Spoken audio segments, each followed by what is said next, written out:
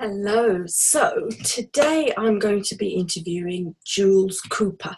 I met Jules a couple of months ago on a herbalism course that we're both doing, and I was really fascinated by her because she left her job as a social worker, bought a small holding on a small island in Wales, Anglesey, and she just started earning a living off of what she was doing at the small holding. She's into wild plants and wild medicine and all sorts of things that I really like as well. And I really wanted to interview her because I wanted to find out a little bit more about how she did it, because I think it's going to be a really inspiring story. Just giving up your job and moving somewhere and taking that leap of faith is pretty phenomenal. So let's see what she has to say. My name is Jules Cooper, and I suppose I would call myself a hedge witch. I would be a wild plant educator, and I teach people about local landscape, wild food and medicine. And the importance of that really is out there to learn about what's in their local area rather than buying things from overseas. I mean, sometimes most of the time we have to, because we don't have the opportunity to have food growing around us. But it's about, even if it's just getting people to engage with their local landscape and see what's growing out there, even if it's just complementing their winter salads with things like dandelions and stuff, because it's the energy around us that's in the land. It's a bit like a symbiotic relationship that we have with the land. So the more food that we can eat that's growing around us, the better it is for us, and also for food miles. So some of the things I get asked to do, I get employed by people to do wild plant walks. I'm not very keen on the word forage, but most people tend to ask me to do forages, and they could be seasonal, which is fantastic because we're learning about the life cycle of the plant. And I also get asked to do catering. Sometimes we have things like yoga retreats, and people might ask me to come and do catering because I've got a bit of a reputation for being quite creative when I cook. So using wild plants and local organic produce as well. So that's a fantastic way of actually teaching people about organic stuff. So I'm also a tree planter. So since I've been here, since 2010, I've planted over 5,000 trees. Wow. And we're in the process of developing a wild plant healing centre. So we literally took a blank canvas when we moved here. It was a sheep field, and we just started, once the sheep left, we just started to plant trees.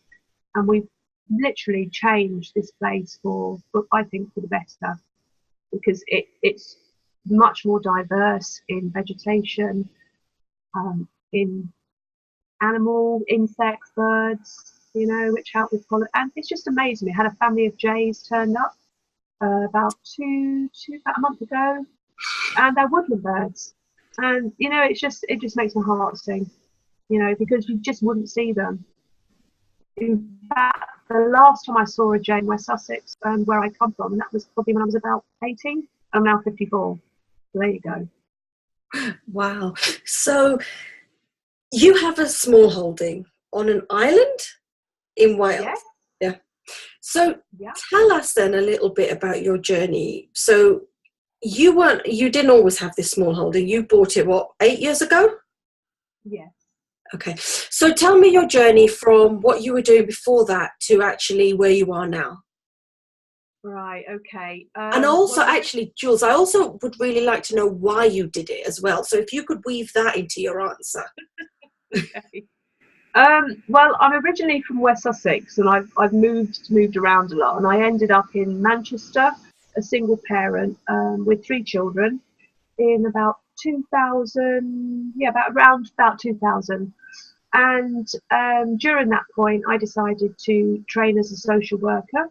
I originally actually wanted to do medical herbalism, but I didn't like the courses. I felt that they weren't representative of what I wanted to be as a herbalist. There was no, it was all about anatomy, and it wasn't really plant-based, so I didn't understand it, and I can come across a little bit childlike. So I was literally going to these open days, and I would be the one in the back going, I don't get it. You know, plants are supposed to be the teachers, not the other way around. So I got really, really frustrated, and I've always wanted to help people. So I've worked in creches. I've been managers of forces creches because I was originally married to a guy in the RAF. And I ended up doing my MVQs in childcare and education, and then I did an advanced diploma. And then I felt like I wanted to go into herbalism, but that didn't happen. I ended up qualifying as a social worker in 2005. And I think probably that was probably it was a really hard period for me because, again, I couldn't really understand why. Well, really, I suppose if I look at how older people are supported, for me, there was something bigger missing. So, and I think when you're fighting against a system that's mostly about budgets and performance indicators, I think that's, and I think what had happened as well, we moved from Old Trafford to a new place, which was a huge building, and I was up 3 floors. So I started to burn out really, really badly. My mental health was appalling.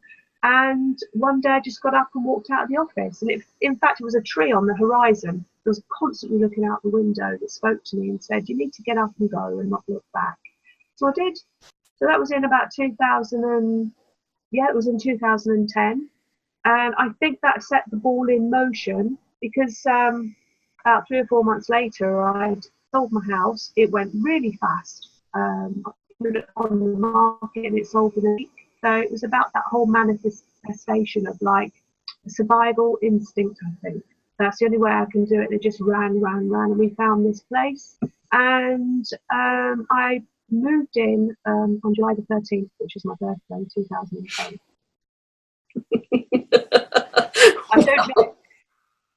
I don't know if there's anything more I can add to that, but my grandparents are Romanese, my mum's a Romany, and although there's a lot of ancestral, how can I put it, there's a huge gap in our ancestors, but as a little girl, my first earliest memory was about crawling under hedgerows. That's the earliest memory I have. And my mum also used to take me out regularly around the lanes in West Sussex and harvest wild plants. I had my own vegetable garden. So it's always been with me. And wherever I've gone, I've planted. And I used to take my kids regularly to the park where we would learn about wild plants as well. There might be a fungal phorion or something. I've just always, and I've always been interested in herbal medicine and making my own. I could identify a lot of plants at a very early age without really thinking about it. So I kind of went back to my roots when I got here. Yeah, that was actually something I was really fascinated by the first time we met, when you were just grasping the stinging nettles and just stripping them with your bare hands, and the rest of us have got our big, thick gardening gloves on, and there you are. It was amazing. But Jules, tell me, so did you already have an idea in your mind that you wanted to just move off somewhere quiet and buy a small holding? Yeah. Yeah, you did. I met my partner Richard, one of the first things I said to him is I want to move to the country. I want to go back to the country. Okay. And it is my intention to buy a farm and a small holding. And I said, so, and he was just, okay then. And then that's when, it's like that opportunity came up when I just got up and walked out. And it was, I was off sick for a while because I was still kind of a bit like that. But, because I was in a bit of a mess. But it was within literally 3 or 4 months. I think I actually moved out on April. I walked out of my job on April the 1st. Oh, right. Okay. Wow. It was April Fool's Day. Sometimes some of the best things come out of the worst times in our life, don't they? Yeah. And I think I didn't even think about trusting the process. I think that's what a lot of people say. Well, you have to trust. It's a cliche. It's something that comes from inside. And I can be quite... what's the word? I could just go off on a tangent. I'm very spirally, so I could be digging somewhere and I could see something over the back or something, and I'll just go off and I'll spiral. but I can, I'm not one of these people that take massive risks. I mean, but that was a huge risk because I left behind a very well-paid job, a pension. But I think inside me, I think I felt safe with my journey. It was just like inevitable. It just happened. Yeah. Didn't So even think about it too much. yeah. Tell me about the challenges that you must have faced back then doing something like that, and whether there are still challenges today. Challenges. I think I was so fixed on just doing my thing, I didn't think. One challenge I think was quite difficult was for my daughter because she was 16 when we arrived here, and she was used to, walking out our front door and walking about 10 minutes, and she would not even that. She would be on a bus, and then another 10 minutes, and she'd be on a tram. And she had a big social life. My kids were quite streetwise, and they had a lot of friends. And when we moved here, she then had to start. She had to start all over again, and she'd gone. She did really, really well with her GCSE, so that was quite difficult for her to go into her A levels. And of course, it's Welsh speaking. Oh, Now, really? unfortunately, Fern is amazing with learning languages. She's like my dad. So he's somebody that can pick up a language very quick. I'm not. But Fern, within a few weeks of being in college here, well, it was College Menai, which is it's quite a distance to travel as well, because she was up at like 7 o'clock in the morning, 20. Well, she was earlier than that, but she was on the bus about 7:20. And we went all the way around the island of Anglesey before she got there, and it was tough, I think, for the first. But like I say, she then ended up going to getting her A-level sorted and going to university, and she studied Japanese. The Japanese language is part of her course. So she was one of those people that was able to use those skills of learning a language. But it was tough. She had to make new friends as well. Yeah. And when you're learning and they're all speaking one language, it was tough. So I'm very proud of her. Yeah, I bet. And what about yourself? How did you find it going from somewhere that was quite built up, like a city, to just out there in Wales on a small holding by yourself? Well, I was born in the country, so to me it was just coming. And we're quite remote. Our house is right down the end of a private lane. So for me, it was like the healing that I needed. It was a complete step out from all that noise and chaos that was going around it. I don't regret doing my social work training because it's given me a great qualification, and I've been able to use that qualification since I've been here, working with people with additional needs, and just having those skills when you're working with people as well, people that might have challenging behaviour. So I have used those skills here, but I needed quiet. I needed peace and care. It was my, and I'm still actually recovering. So it's still an ongoing process. I still have things that I can find difficult. Yeah. Has it lived up to its expectations? Like, you obviously had a vision of what you wanted. Has it lived up to it? Well, it was weird because when I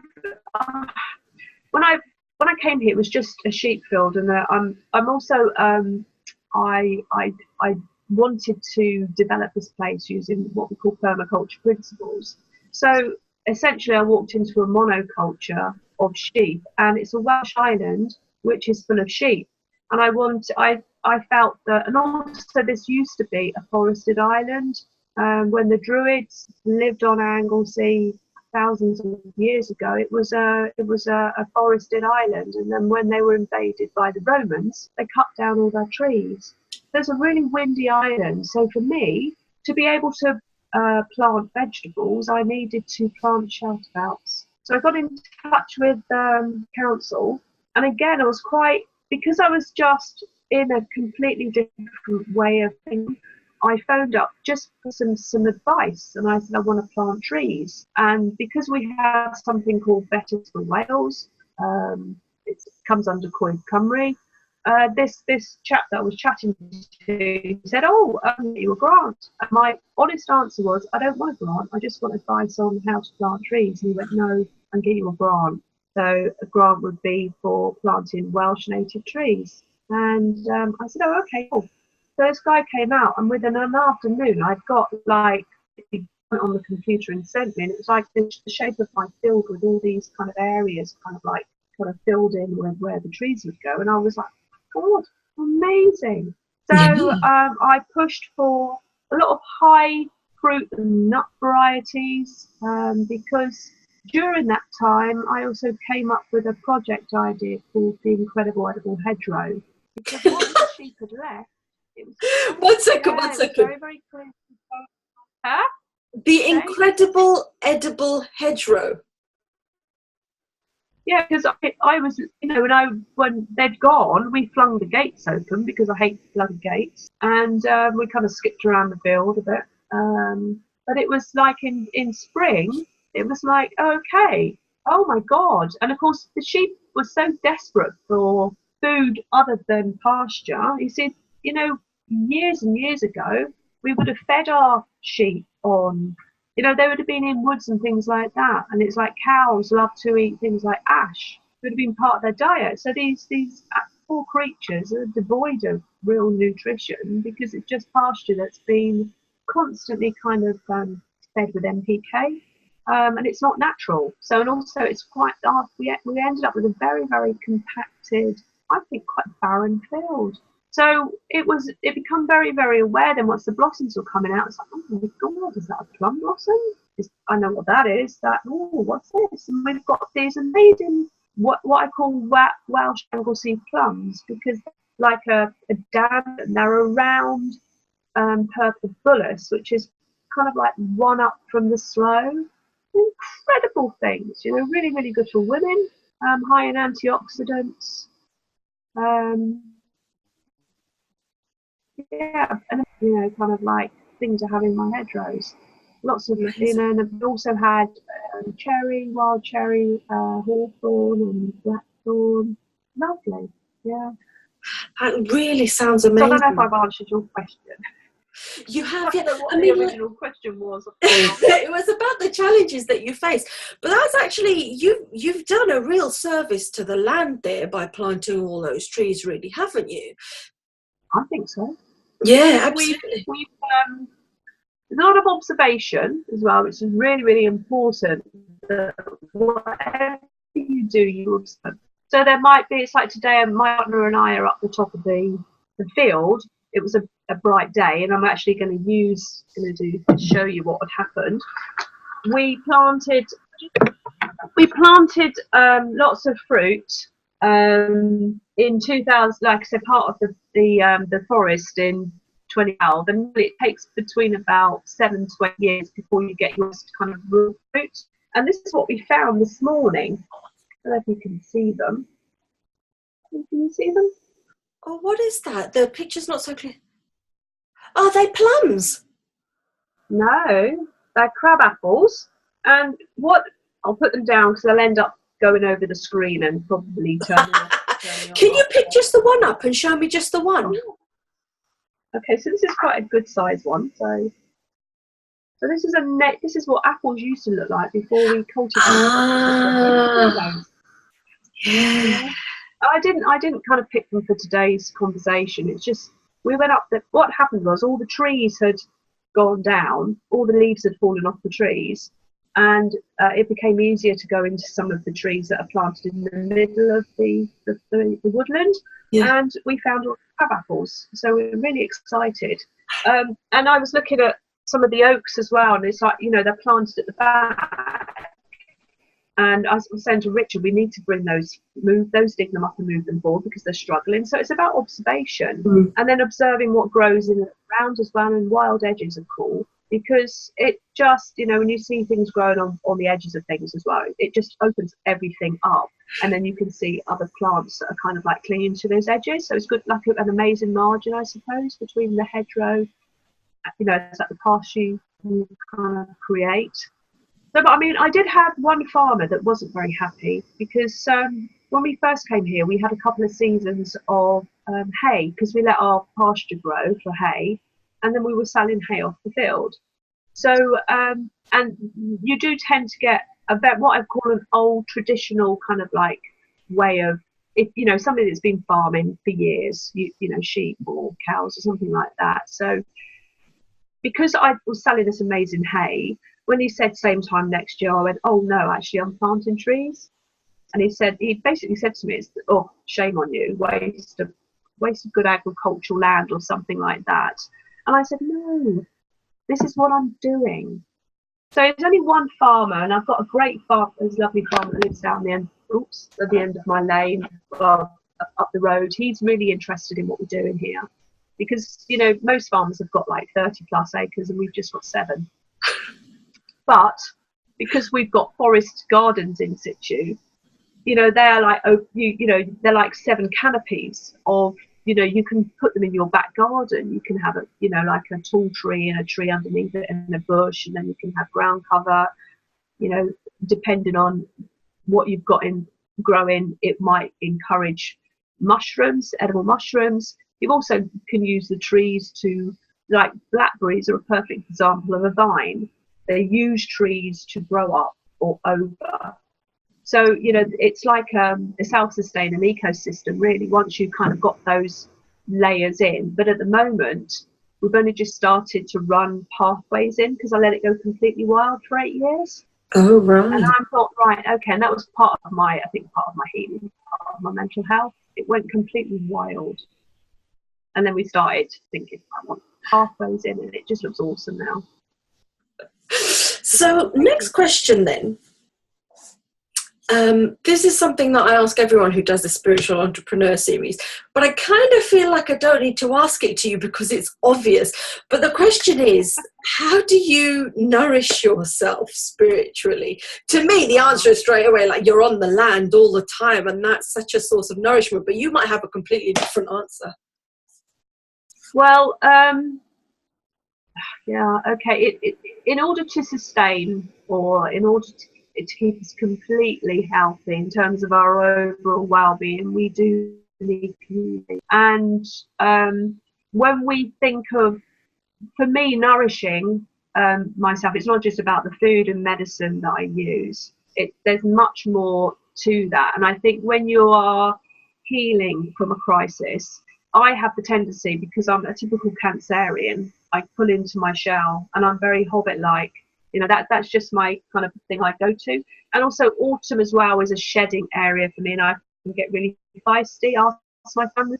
It's like I'm shedding stuff that I've you know, that I've had to kind of deal with through the year. We've had a bit of we had a horrible tragedy this year, so you know, so that's been difficult. And I'm feeling this year, there's, you know, especially this autumn, I'm really shedding a lot of layers and stuff that I've been dealing with for a number of years.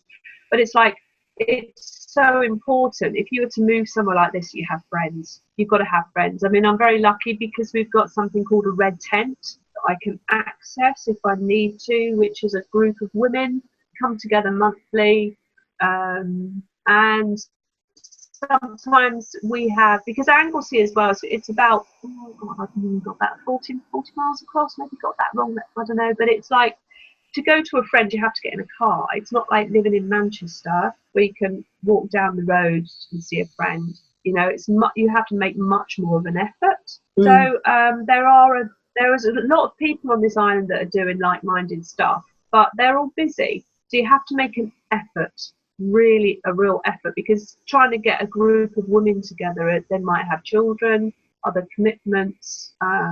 We might just be tired. You know, but it's really, really important that you have that connection, because unfortunately Anglesey tends to be an island where a lot of people come to retire. And you know, I was a bit upset because when I first moved here, I got, you know, we were told about our neighbours from the person that lived here, and it's like, well, you know, they're nice and they do this and but don't worry, they keep themselves to themselves. And I went, oh.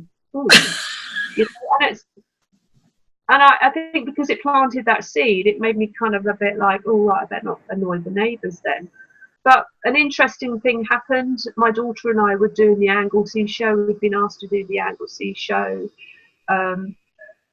with the incredible edible hedgerow, and a reporter came along and basically just outed me from the broom cupboard. It flashed across the paper as like Hedge of Anglesey extols the virtues of the hedgerow, ripe for pillage and plunder, and there was my daughter and I like this.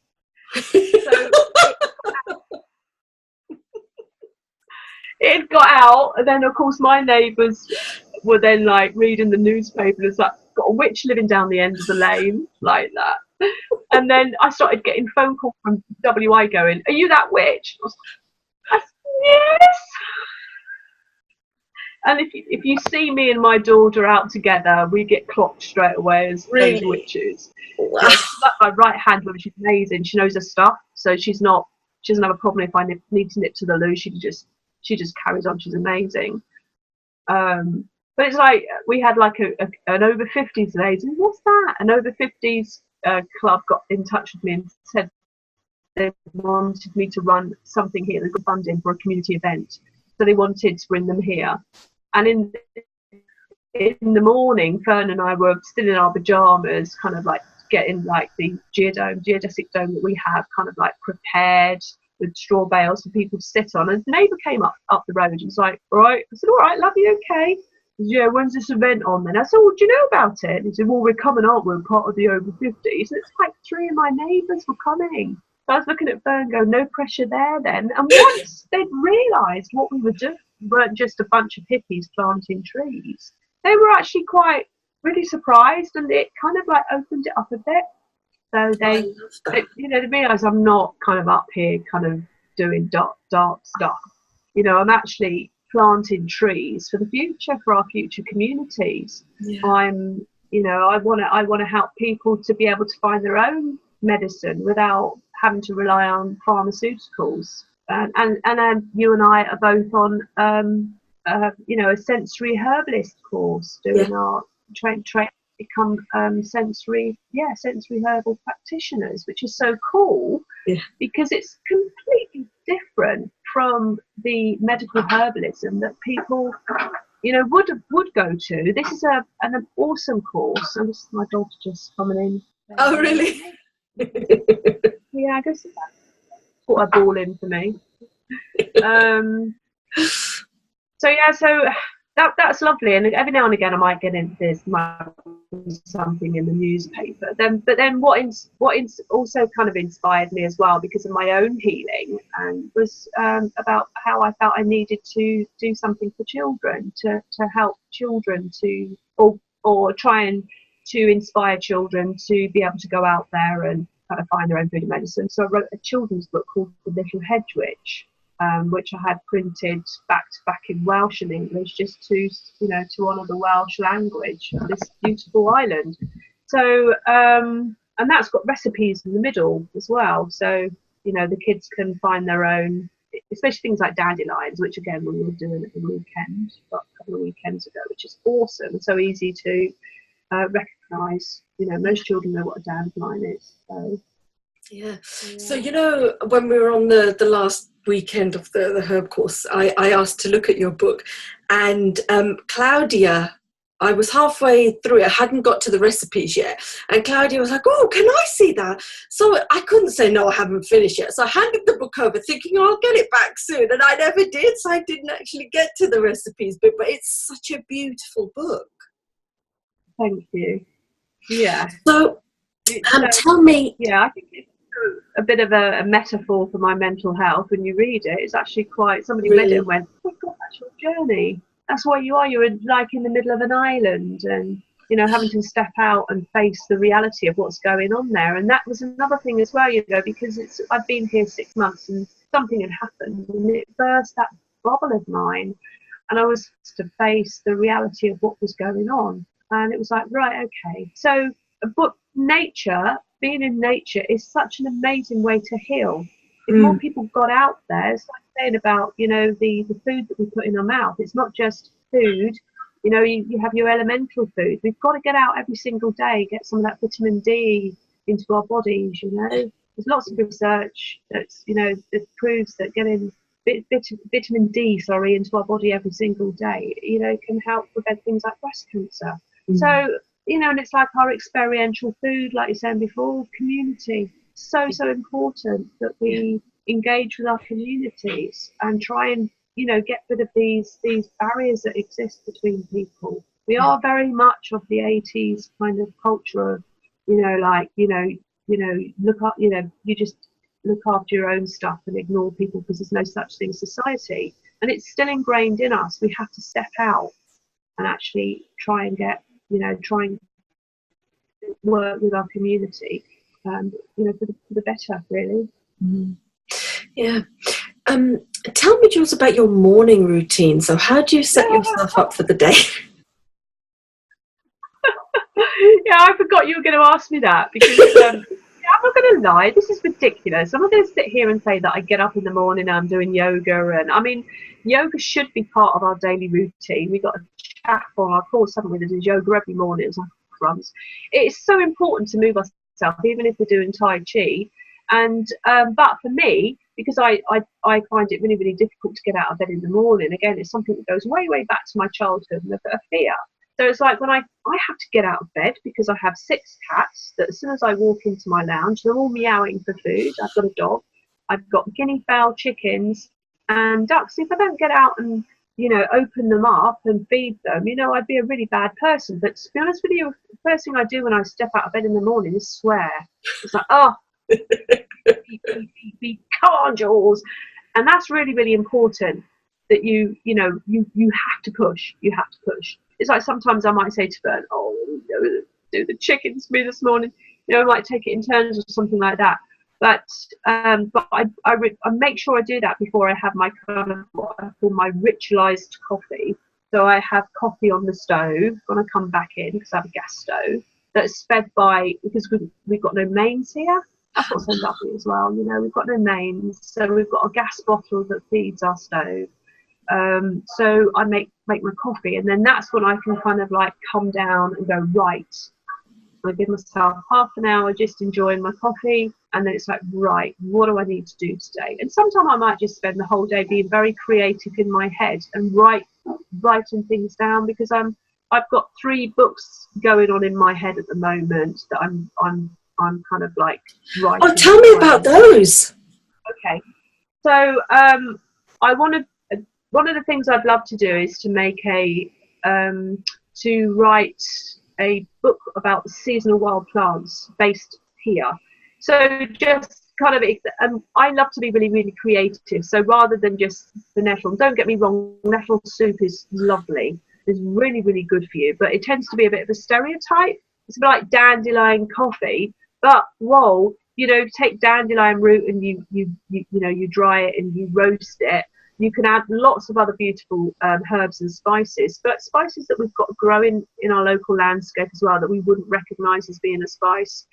So I want to be able to write a recipe book where we're taking easy to recognise wild plants such as stinging nettle and dandelion, for example, blackberry, and really, really make some lovely creative recipes with them.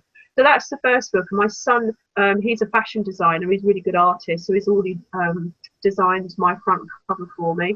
And that's something probably I'll be looking for funding next year from the local authority, the council, see if we can get some funding. So what we'd be able to do is be able to give those away for free, a percentage of them, whilst having some for myself to help raise money for the projects that we're hoping to have here.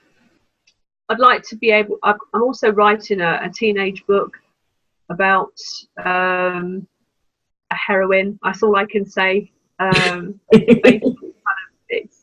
It's got Boudica and all kind of stuff going on about it, but it's about a young girl that has to kind of like go out on a mission, and I can't say anymore, but and I love writing that because, you know, it involves all the wonderful things that happens here with us and the people that we meet, the inspiring people, some of the stuff we do here, some of the landscapes, you know, and it's all really about getting people out there. And again, there's a lot to do with wild plants in there. So the majority of it is about wild plants and how we need to protect our seeds and our, because a lot of our plants are being lost.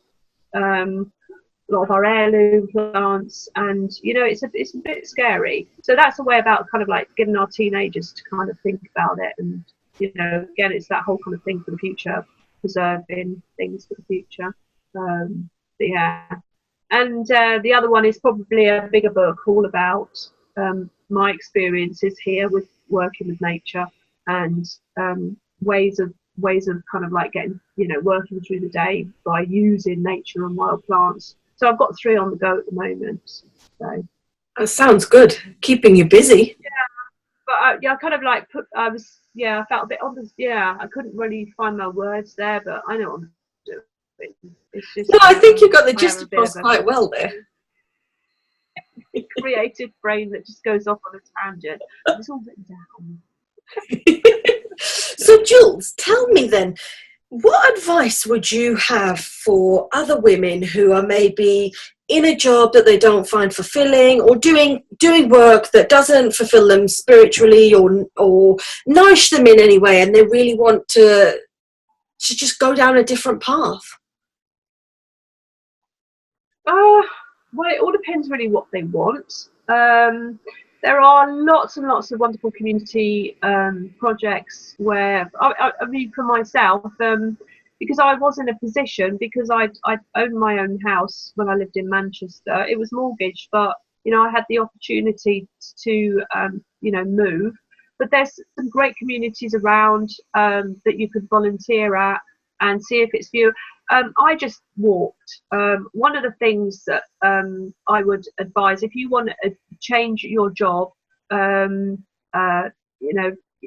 start your own business, I would actually keep your job going, and also working, trying to, I can't think of, just finding ways that you can help to learn about a new business. So for me at the moment, I've actually just taken on a little part-time job. I feel really, really blessed because it's in an arts centre, and I'm able to use my creative skills, and I'm hoping I'm going to be able to have some input into some land they have behind for our community herbal garden, which is a prerequisite of moving into our practitioner training.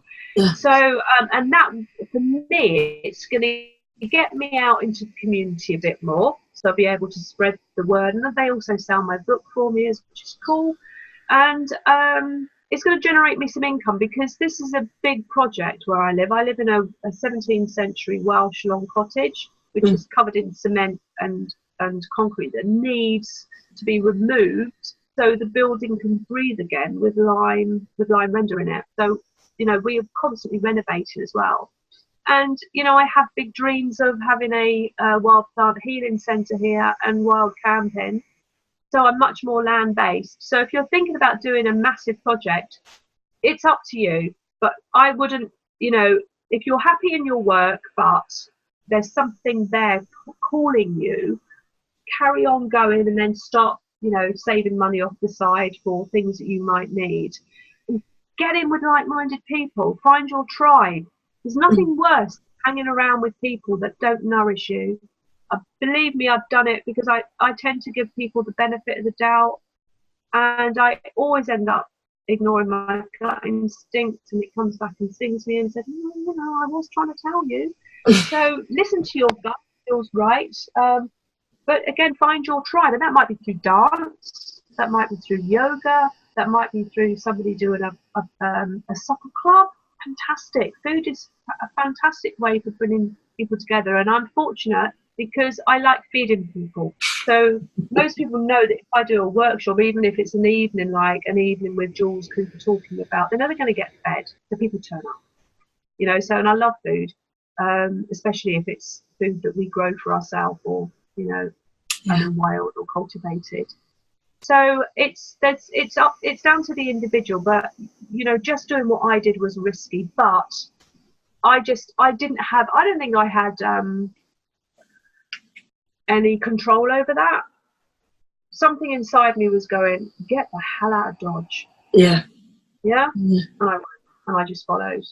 And I made mistakes. I underestimated a few things, but that's me. That was my journey. It is my journey.